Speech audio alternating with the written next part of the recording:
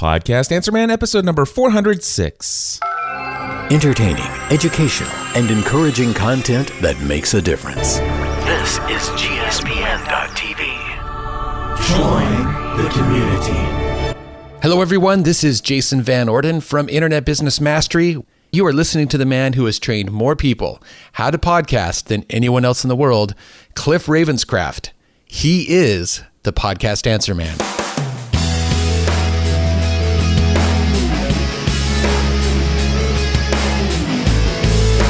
Well, hello everyone, and welcome back to another episode of the Podcast Answer Man. My name is Cliff Ravenscraft, and this, my friends, is the podcast devoted to helping you take your message, your business, and your life to the next level. That's right, my friends. It does not matter if you are brand new to this online content creating world we live in, or if you've been creating content for many years. There's something we can all do to take everything we do in life to the next level.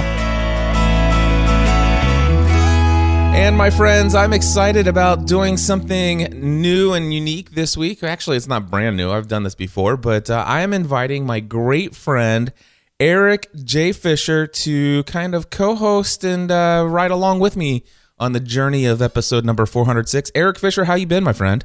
I am well. In fact, this is nothing new. What are you talking about? It's just been a long time coming.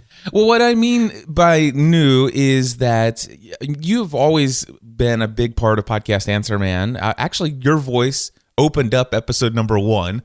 A little trivia there. I kicked off this podcast, Cliff. Don't forget about me. But what I mean is that all the times that you've been a part of it, most of the time you've been a social media correspondent and you've been a part of a segment. And what I mean by something slightly new, although we've done it before, you're going to be here for the entire episode this time. Only if you make me. Only if I make you. So anyway, what's new in your world, my friend? Just, having fun, doing fun stuff. And, one of the reasons why I haven't been back on the show in a long time is because I've kind of been doing tool discovery stuff over on Michael Stelzner's social media marketing podcast because I'm a community manager over there. So yeah, exciting stuff you've been doing. I've been following your journey and I'm excited about it. And I just want to say a special plug. I was recently a guest once again on your podcast. What episode number was that? 101. Over at beyondthetodolist.com, episode 101. Check it out. You can go to /101 after that address and it'll take you right there. Don't expect to be inspired though. No, my show used to be inspiring, but when Cliff came on, that all went away. Exactly. We should probably tell people why we said that. Come on. Go ahead. Tell the story. I will. I got feedback. Basically, somebody said just that. They said, and I didn't tell you this part. They said, "Oh, great! There's more. There is more." They said, "Hey, I used to love your show, but this episode, I used to listen to it for inspiration. This one was not inspiring." And jeez. And they also said something about, by the way, you should make sure to tell Cliff that breakfast he's eating daily is going to wreck his cholesterol.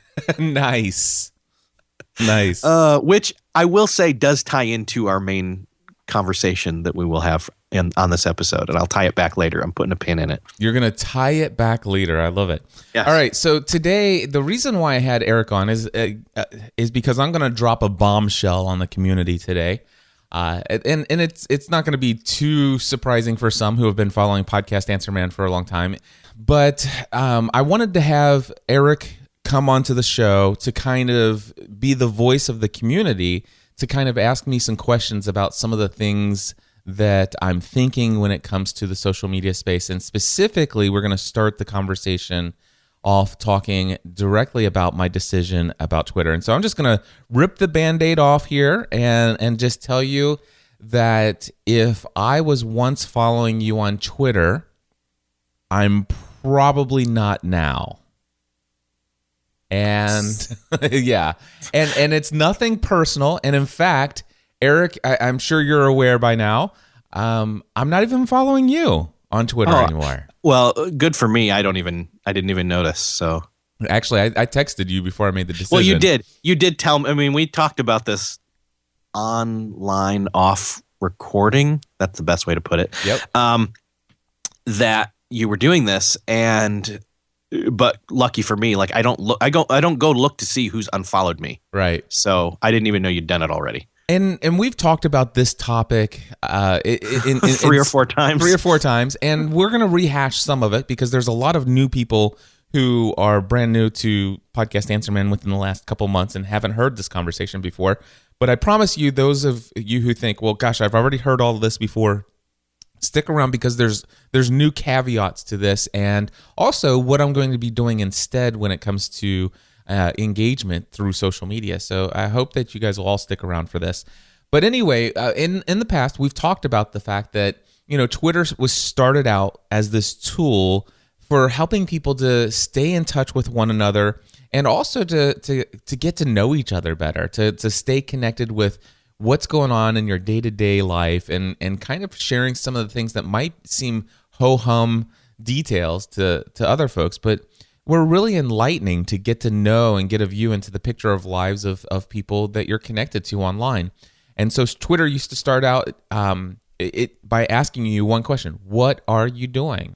Hey, share with us what's going on in your life. That was the gist of it, wouldn't you say? Oh yeah, definitely. I mean, it was very much a microblogging platform. That's what it started off as, and not blogging as in I'm going to become an authority on such and such. It was more the personal journaling aspect of blogging.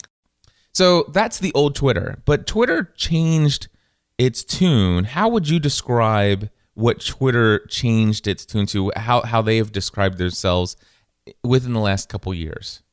Well, the obvious is that they said, we're not a social network. We're an information network. We've retread that before as well. They still say on their front page, if you're not logged in, it says, welcome to Twitter. Connect with your friends and other fascinating people. Then they move on to say, get in-the-moment updates on the things that interest you and watch events unfold in real time from every angle. Okay, key words there. In the moment, in real time. The other key word that kind of factors into my decision is this information network, that phrase. So here's the deal. What Twitter had become, or what it was an online conversation among people and occasional, very short, 140 character, almost journal entries into my day. That's what it used to be, right? Mm-hmm. Whereas today, people seem to be sharing information about what's happening, what kind of content they're sharing.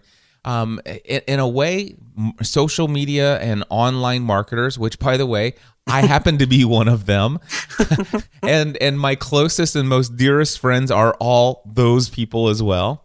But I, in a way, I think social media marketing has and internet marketing has kind of ruined Twitter in a way. Well, it's Gary Vee's big thing. He says about everything is, marketing ruins everything. The whole idea is, and this is what we've talked about in the past, is the fact that it just seems like everything that people are doing today, it's all scheduled tweets, and it's all, links to other people's content, with very strategic algorithm, your own personal algorithm of how many tweets are personal, how many tweets are links to other people's content, how many links are to your own content, how many links are call to action, how many times do you post within the day, how much of it is scheduled versus unscheduled in real time. And I mean, people have gone through and they've created all these strategies, and it makes a lot of sense for business, but it kind of took away the initial appeal of Twitter for some users. And I think you and I have had that conversation. We brought Scott Stratton on. We've talked about that. And so this is all the stuff that we've hashed before. What's interesting, though, is that I've made the decision this week that I'm giving in to Twitter. And from this point forward, unless I feel this could change again, who knows? But what I've made the decision is that I am looking at Twitter now only as an information network. So what has pushed you? I know that you've for a long time been following a very small amount of people, but what changed from then to now?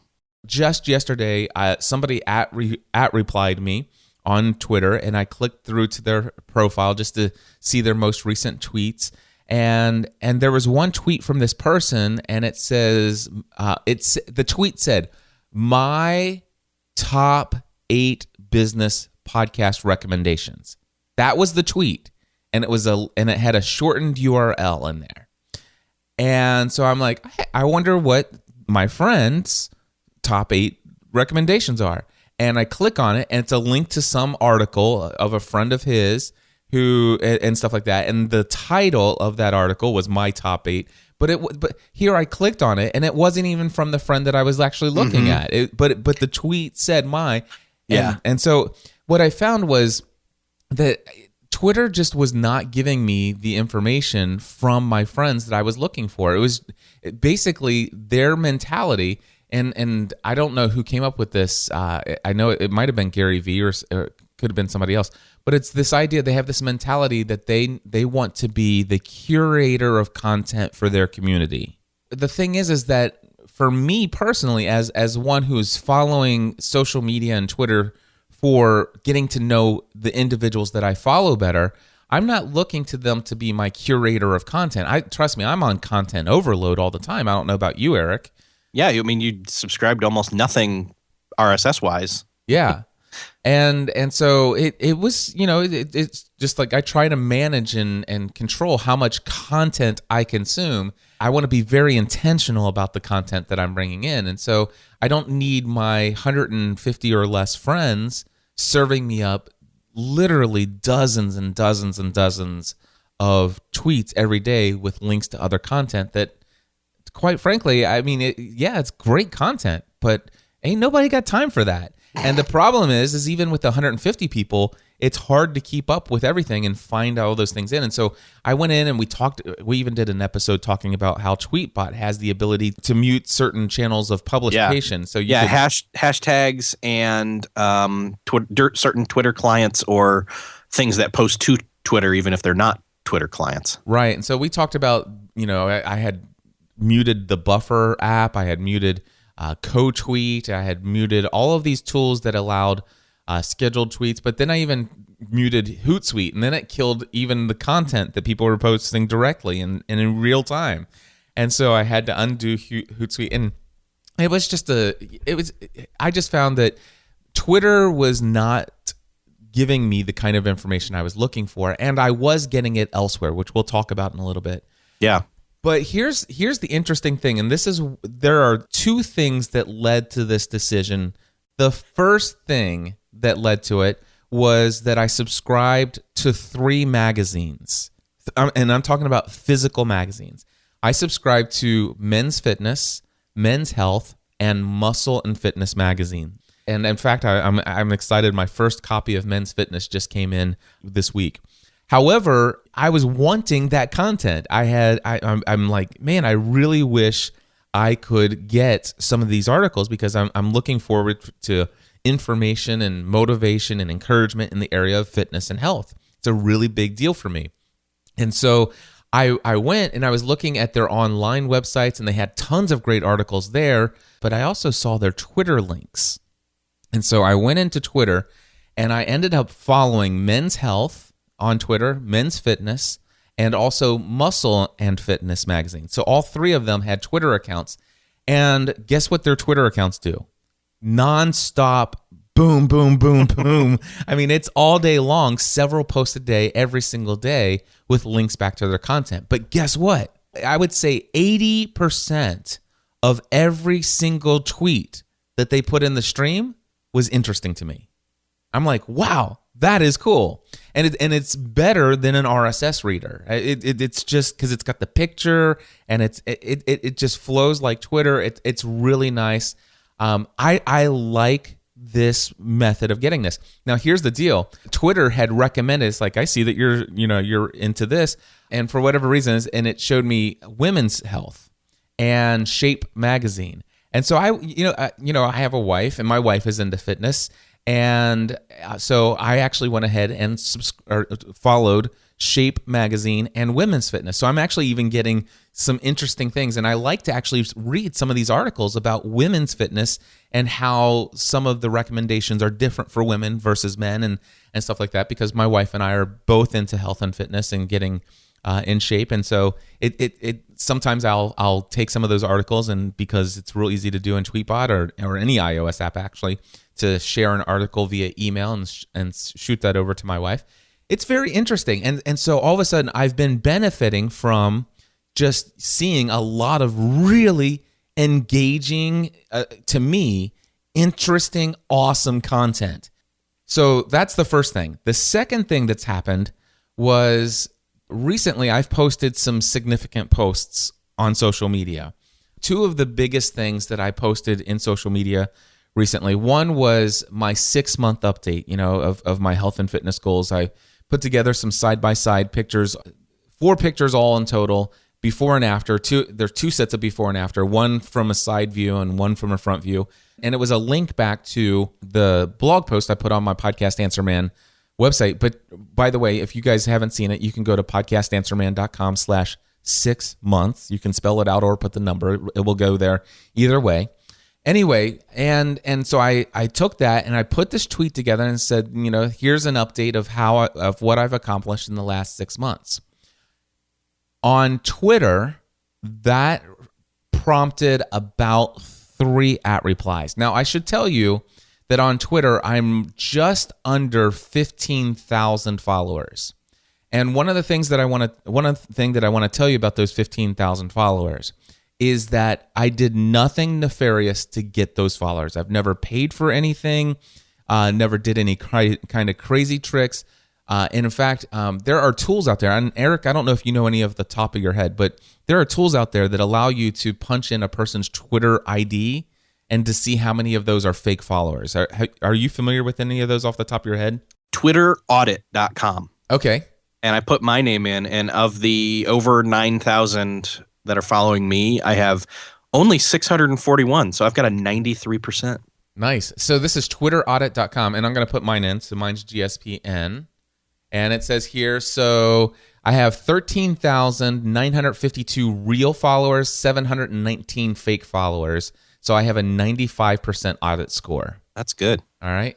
Actually, it says here audited 3 years ago. And so there's a little rehash that I could re-audit. Yeah, mine says 2 years ago. I'm going to do it again. So there you go. So if you're interested, there's another tip that we didn't even plan on being in this conversation. Okay, so here's the other thing is that, again, ultimately, it's not necessarily – let me see if I can tactfully say this. You're not – even though you are an entrepreneur and a person out there who appreciates new people finding out who you are all the time, you weren't actively trying to use Twitter in the way that other good marketers do when they're not spamming and whatever. Anyway, you weren't even doing some of the good practicing stuff that I think I try to do but not overdo when it comes to using Twitter as a tool for marketing yourself. That's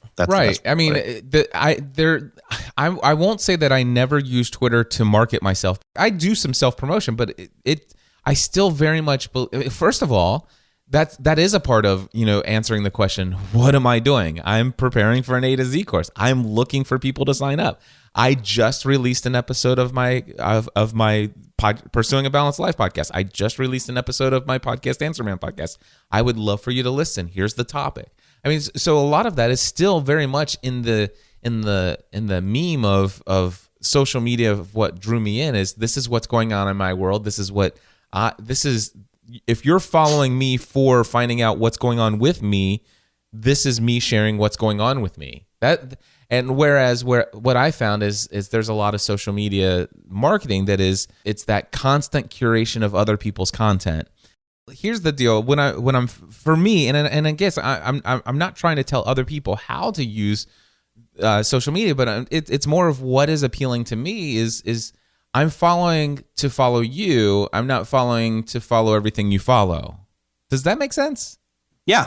so many of the people is they're actually being a curator of content for their community, which, by the way, chances are 95% of the people in your community absolutely love that about you. And it's one of their favorite reasons why Twitter exists.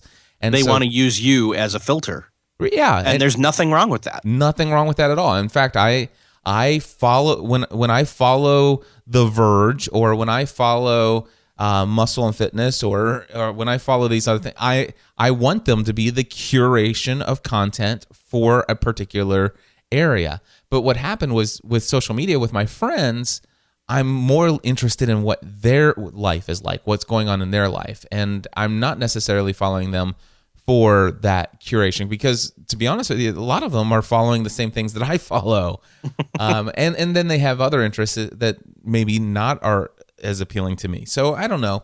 So you followed these informational Twitter accounts, and I found that I liked it. And so then what changes?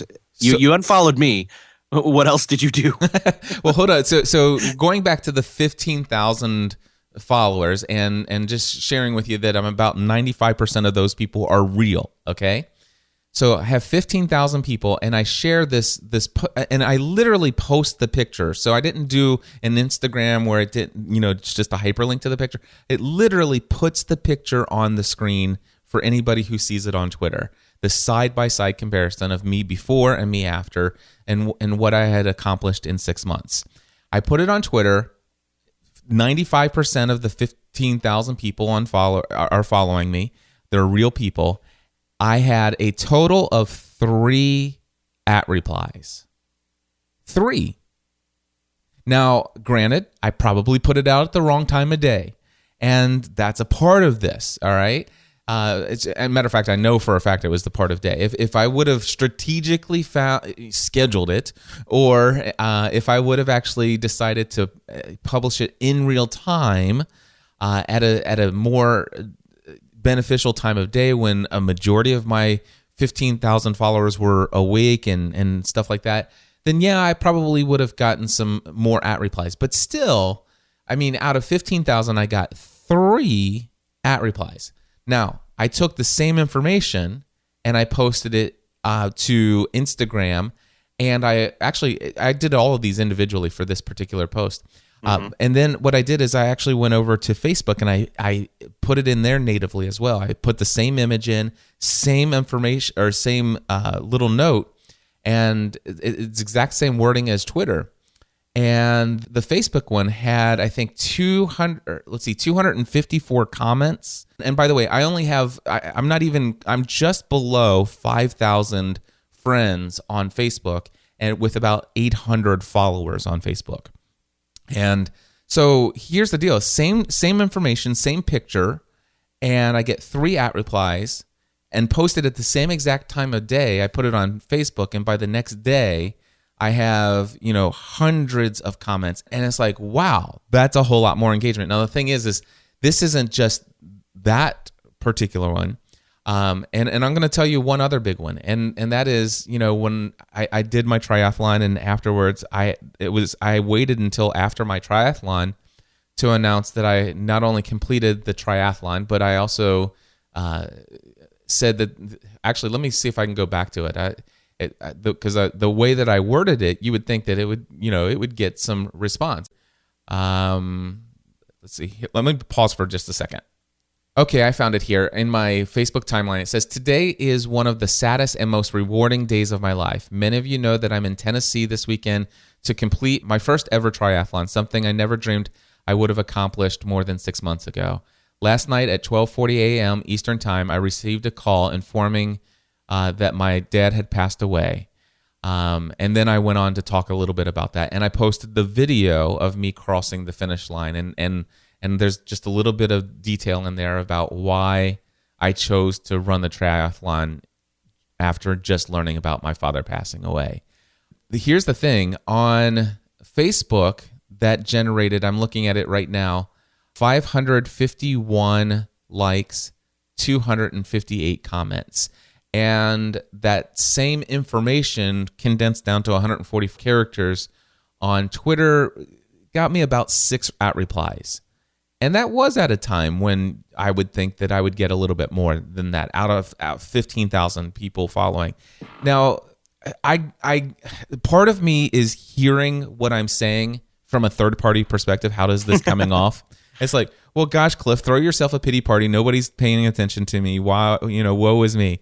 And that's not what I'm saying here. What I'm saying is that of the things that are the biggest things that I've shared on Twitter, and by the way, I'm looking at the 6 months update post that I told you about.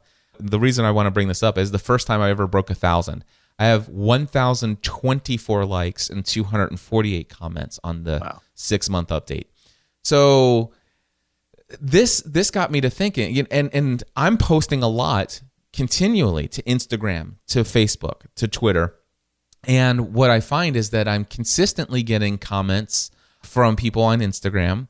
I'm consistently getting likes and comments and engagement on Facebook. I mean, in a very huge way.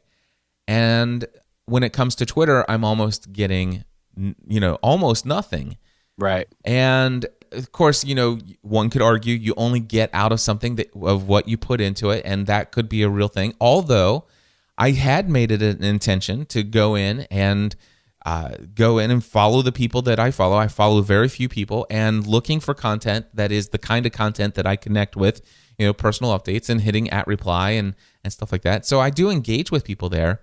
The thing is it's not that I think that people don't care about what I'm posting, although that very well may be the case, and I'm totally fine with that. But what I realize is that a lot of other people are doing Twitter the way that Twitter wants to be done, which is as an informational network. Twitter doesn't expect you to read every single tweet from every account that you follow, nor do they want you to. It's in real time. This is an information network of what's going on right now in real time. All those things that you read off the front page. Yeah. Of the thing. Well, and even the way that it's the difference in the networks as well. One of the biggest changes or biggest things about Twitter is just the speed of Twitter, and where if something goes, it keeps going and it keeps going and going. It's a waterfall. Whereas Facebook is more like a big pot that keeps getting stirred round and round and round, and I don't know, that's probably not even the best analogy for it. But if you think about it, if people are using Twitter as an information network, and if people are out there following people and they're looking to see what's good to interact with, but first and foremost, what's good out there to share myself, then they're either hitting retweet on something they like that they think other people would like to read and sharing that to their tribe or whatever word you want to use, or they're hitting reply and saying, hey, cool, but they're not going to necessarily hit retweet on somebody else's accomplishment of something. You know what I mean? Yep. That's just not the way it's going to go. But however, because those are the three options. It's just hit reply, retweet it, or that's it. Pretty much. Move on. Or move on. Or option number 4, which is the big one, never see it. Exactly. That's the biggest one. That's the biggest. So then, but if you go over to Facebook, and we could talk about Instagram briefly for a second as well. Facebook, your chances of seeing something are higher, which is funny that I just said that because a lot of people are like, oh no, people are seeing less stuff of my page, my Facebook page on Facebook, and my organic reach is down and all this other stuff. Yeah, only if you don't know how to do it right. I mean, yeah, they're doing that, but at the same time, you can whine about it or you can change the way you're doing it. Yep. What is different with Facebook is that if somebody engages with it, or let's put it this way, it's more personal, and if somebody sees that you've done something cool on there, they're more likely on there to hit comment and write congratulations or something. And then if that happens and the Kevin Bacon effect happens where you're 6 degrees away from acquaintances and friends and all that, it does start to tell Facebook this thing is important because all these different people that are connected in various ways are talking about it, commenting on it, etc. So it does bring that back up over and over again. I mean, I saw your 6-month post many, many, many more times than just the one time going through my newsfeed. It would have happened on Twitter. Yeah, and in fact, I know what I happen to know what we could do right now to resurface it and make it come up for the next 10 days in people's Right. feeds. And for those of you who are wondering, well, gosh, Cliff, tell us what would you do if you wanted to do that? If anybody listening to me, if you're not following me on Facebook, or if you are following me and you didn't engage with that piece of content when it was there, you have to go to my timeline. And if you go back to where I posted that on May, let's see, it would have been May 14th, and look for the side-by-side photos, you'll see the 1,000 likes, the several hundred things. And if you, as a brand new member of my community, go in and leave a comment on that, it instantly will resurface my picture of that. Even though it was, a couple weeks ago, it'll start putting that at the top of all of your friends' newsfeed. And so because it has such a heavy weight to it when it comes to EdgeRank and everything else. Yeah. And you imagine there are more than just you who are listening to this, and if more than one person did that, then it's going to pop it up there. And not only that, but it'll pop it up. Eventually, it's going to pop it up in the back for all of us. Eric will start seeing it at the top of his timeline again, and stuff like that. That's how Facebook works, which is one of the things that I like about Facebook, is things that are interesting to a lot of people may be interesting to you as well, and that's what Facebook is trying to put on there. And here's the other thing I love about Facebook is any one thing in your newsfeed. Like, for example, there are sometimes somebody will put a picture of something, and I'm like, okay, that's disgusting. I don't want to see that. And you could go in and say, I don't want to see this, and it won't show it to you anymore, which you cannot do, unfortunately, on Instagram or on Twitter. You have to either... You have much more granular control over what you see from a certain person. Yeah. So that you can still see their stuff, but not all their stuff. So what I made the decision is that I'm noticing that I've been trying to continue to hold on as Twitter as being my number one network for engagement and connecting with others, to stay in touch with people. And what I realized is it's just not happening for me. I've tried to just stay in real-time conversation with people on Twitter, and it just doesn't happen. And the content that's there, even my closest friends, they all have their algorithms. They all are curators of content, and not necessarily the kind of content that I'm particularly interested in. And it's not just one person, but when you follow, when your friends include Michael Stelzner and Michael Hyatt and Eric Fisher and Pat Flynn and all of these other people who have amazing things that they are aware of and sharing, and which is a great thing. Man, you add all of it together, it's just so much there. And not all of it is what I want to, but what I found was, man, I follow Men's Health, Men's Fitness, and all this health and fitness stuff, and a few celebrity type accounts of entrepreneurs and some technology people like Renee Ritchie and journalistic outlets. Mm-hmm. So I'm following that, and then all of a sudden I load up Twitter and it's like, wow, this is amazing. And I don't feel like I have to read everything, because I'm not here to see what's going on with my friends. I'm just here because I have a couple minutes to kill, and I'd love to read something right at this very moment. And all of a sudden I realize, wow, wouldn't this be a perfect replacement for Flipboard? Wouldn't this be a perfect replacement for RSS reading? So I made the decision that I was going to unfollow everyone and start from scratch. Anyway, I'm down to 21 accounts that I follow on Twitter, and I love opening Twitter now. It is absolutely a pure joy to open up Twitter and see all of this amazing content that could suck me in, but I only feel like I'm just going to open it up and consume what I want. I no longer feel like I have to scroll down and see everything that was there, because to be honest with you, with these accounts, they're posting way too much for me to see every single post that's been posted since the last time I checked Twitter. You're not using Twitter anymore as a social network. You're using it as an information network. And in fact, now you're using it as info snacking. Info snacking. That's exactly it. So just like Twitter has said a long time ago, we are not a social network, we're an information network. I am now choosing to use Twitter as an information network. I would not have felt confident with this decision had it not been for the fact that I feel like I'm actually still in touch with my community and engaging with them in a very deep and relationship building way. And, gosh, how many times have I felt this? But man, Facebook is the place where it's at for this stuff to happen.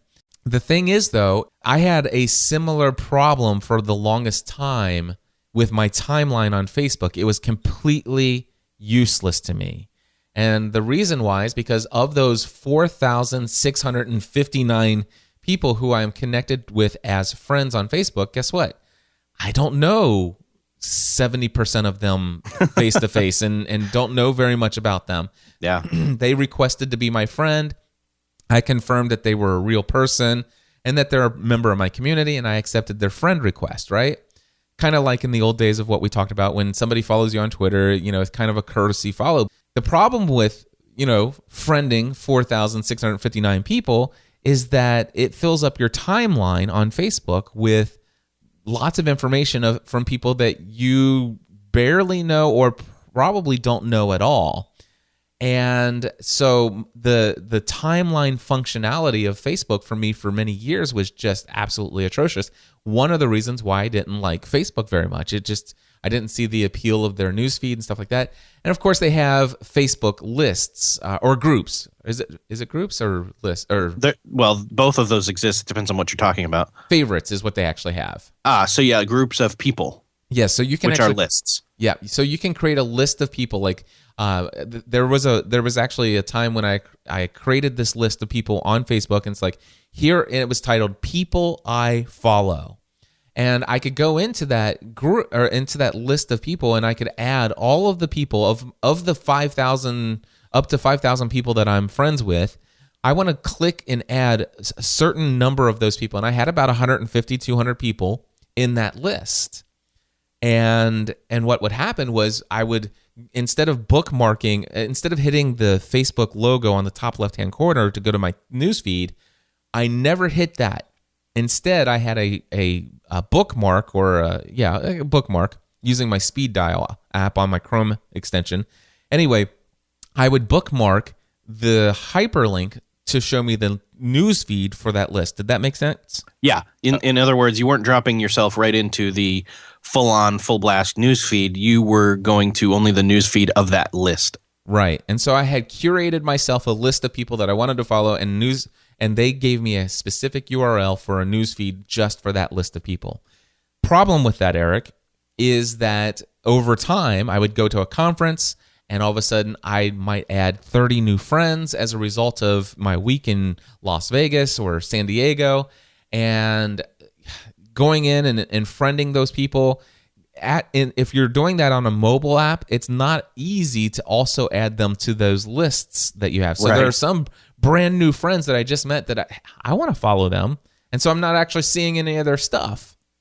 So I did something, and it literally took me, it literally took me about a week and a half, and it was insane that I did this, but I'm so glad that I did. So one option is that I could go, and I have friends that have done this. They've gone in and unfriended everyone and started over on Facebook. I didn't want to do that. In your newsfeed, let's just say you're connected with so many friends, you don't want to unfriend anybody, but you'd like to actually only see people in your newsfeed that you want to see there. Okay? So here's what I did. And by the way, Samuel Lewis, I know that he'll understand. I just unfollowed him for just a moment just because he's here, but I'll go in and follow him back in just a second.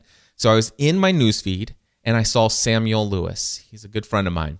And I clicked the down arrow and I clicked unfollow Samuel Lewis. And it told me that, he'll no longer show up in my newsfeed, but we'll remain connected as friends. Now, as soon as I clicked unfollow Samuel, this is what it says. It says, you won't see posts from Samuel Lewis in newsfeed, but you're still friends. And there's a button to undo this. And right below that, you'll see a little gear icon that says News Feed Preferences. All right, and if you click News Feed Preferences, on the left-hand side, you can click on People. And then you can actually show it automatically shows you seen most in the last week. Change it over to alphabetical order. Yeah. All right. And so when you change it to alphabetical order, then it's, by the way, it's alphabetical order by first name, which is weird. But anyway, it's alphabetical order. And what I did is I actually literally scrolled down the list and I saw every single name and I clicked. So it either says following or follow is the button. So if you're following them, it says it's got a check mark and it says following. And if it says following, you click it and it unfollows them and it gives you the option to follow them back if you want. So I went down in alphabetical order by first name. I went down and unfollowed every single person that I didn't want to show up in my feed. Or a better way to say that is I went in and made sure that I was only following the accounts of friends that I'm connected to on Facebook that I do want to see in Facebook.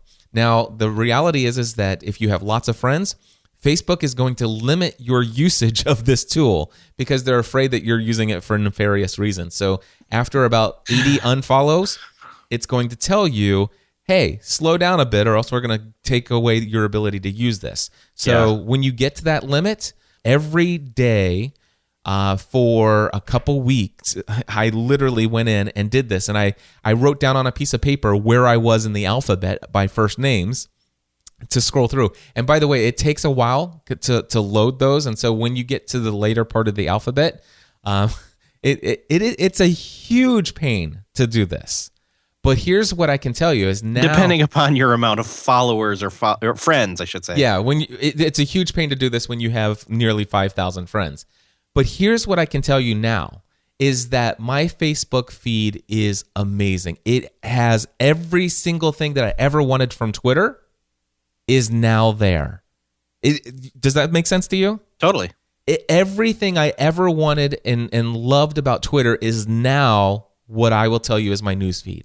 And because if all of a sudden somebody's posting link to other things and stuff like that, and I clicked a little down there and it says, I don't want to see this.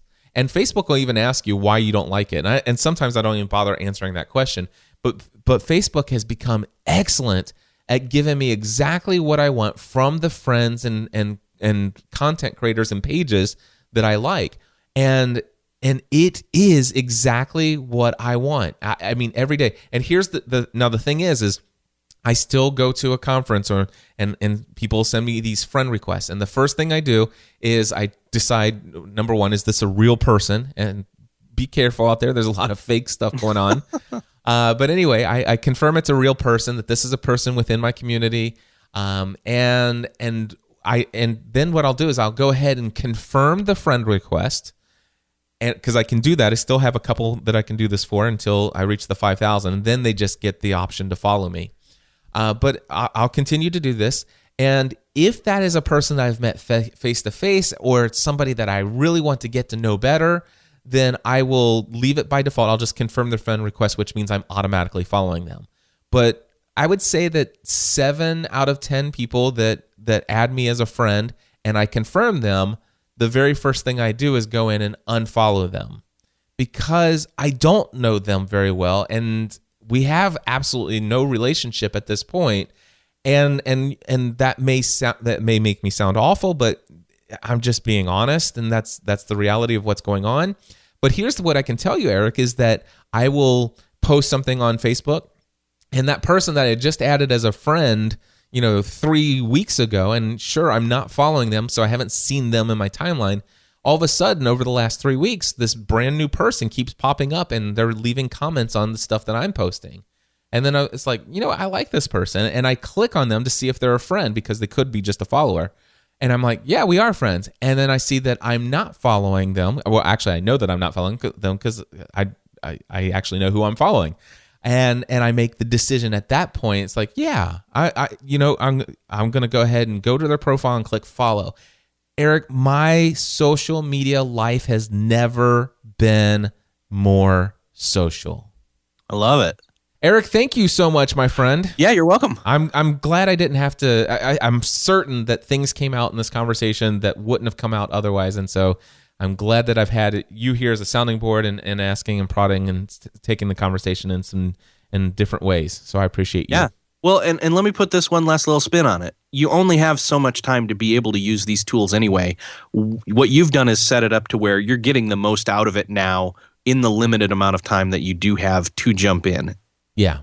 And the important thing, and the one takeaway I hope everybody has is, man, social networking tools are an opportunity for you to build very deep and intentional relationships. And if there's anything that you can pull out of what I'm saying here, is not do what I'm doing as far as the actual things.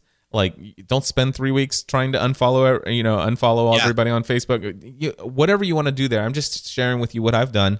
But the important thing is be intentional about the people you want to connect with and get deeper connection to, and go seriously invest in a smaller number of relationships and take them much deeper. That's for me what social media has always been about. I'm truly honored and blown away by having 15,000 followers and almost 5,000 friends. That I'm beside myself excited by the fact that there's that many people out there that have any concern about who I am and what's going on in my world and what I have to share and offer to the world. But the reality is I know that I can't have a deep, meaningful, impactful, purposeful, intentional relationship with 5,000 or 15,000 people. And what I'm trying to do is to take the a few hundred people and make sure that when I wake up in the morning, I look at my newsfeed and I see what's going on in the lives of my friends and the ones that I want to be closer friends with. And that's what I've always tried to do with social media, and that's what's led to the decisions that I've shared here today. Awesome. All right, Eric, where can they find you online, my friend? Oh, hey, go listen to Cliff on my show, beyondthetodolist.com/101. And until next time, my friends, I encourage you to take everything you're doing to the next level. Podcast. It's a man.